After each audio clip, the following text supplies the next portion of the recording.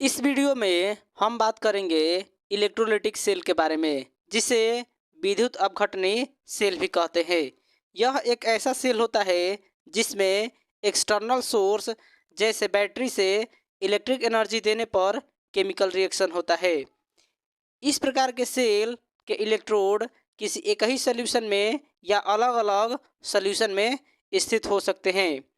इस प्रकार के सेल को आप यहाँ पर 3D एनिमेशन में देख सकते हैं।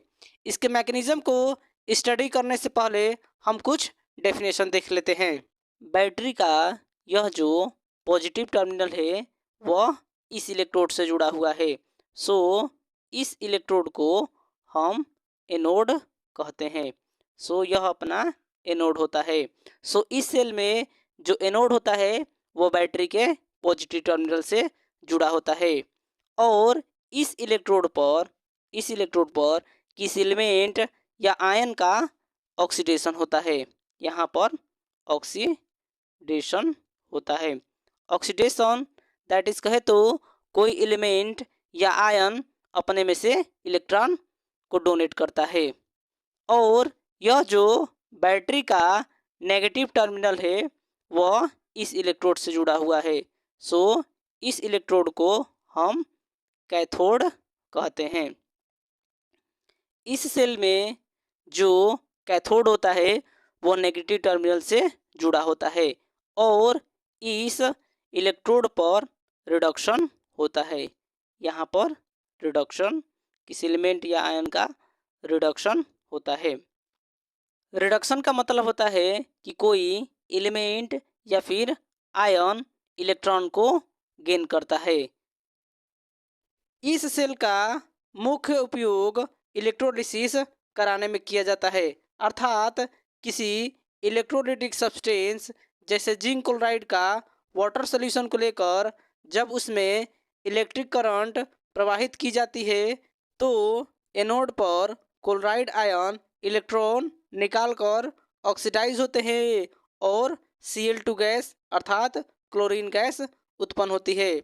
और कैथोड पर जिंक आयन इलेक्ट्रॉन ग्रहण करके रिड्यूस होते हैं और इलेक्ट्रोड पर डिपॉजिट होते हैं। यह प्रोसेस चलता रहता है तथा इलेक्ट्रोलाइटिक सॉल्यूशन घटता रहता है।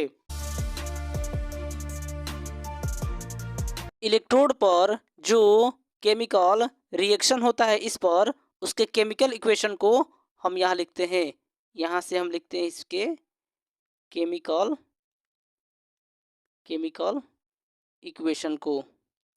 सो इस जो एनोड पर जो रिएक्शन होता है केमिकल रिएक्शन वो होता है क्या, ये जो क्लोरीन आयन है यह क्लोरीन आयन क्लोरीन गैस में कन्वर्ट होता है और यहाँ से इलेक्ट्रॉन बाहर निकलते हैं। सो इसे बैलेंस करने के लिए हम यहाँ से 2 से मल्टीप्लाई और इसमें भी 2 से मल्टीप्लाई कर देते हैं। सेम ये जो कैथोड होता है तो कैथोड पर जो केमिकल रिएक्शन होता है उसे हम इस प्रकार समझते हैं। यह जो जिंक आयन है Zn2+, यह क्या करता है कि इलेक्ट्रॉन को ग्रहण करता है। यहाँ से इलेक्ट्रॉन 2 इलेक्ट्रॉन को ग्रहण करता है और यह जिंक में कन्वर्ट हो जाता है। सो यहाँ से इस पर केमिकल रिएक्शन होता है।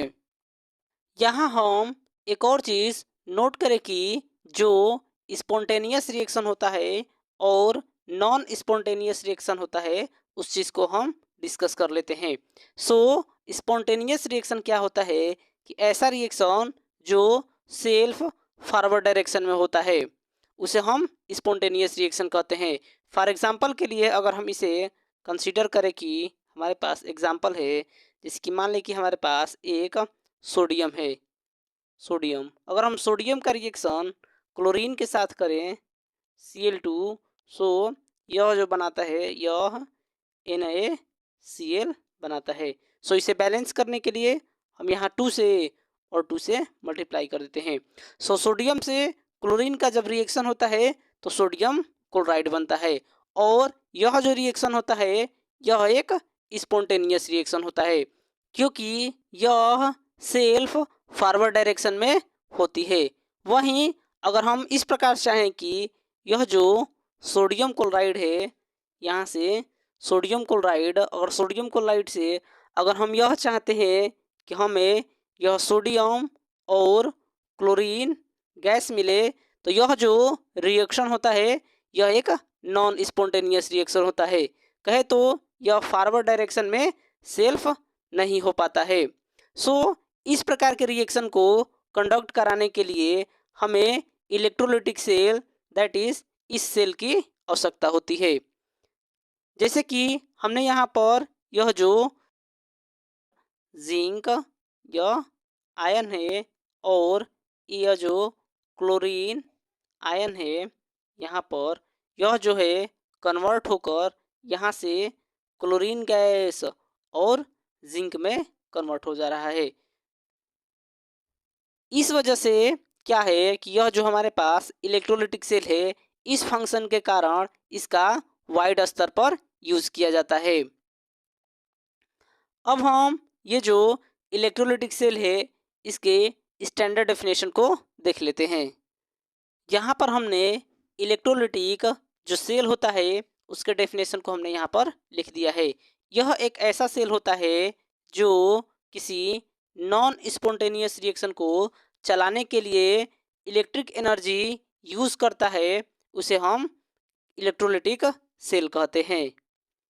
वीडियो अगर अच्छा लगा हो तो एक लाइक ज़रूर करें और ऐसे ही वीडियो देखने के लिए चैनल को ज़रूर सब्सक्राइब करें। Thank you.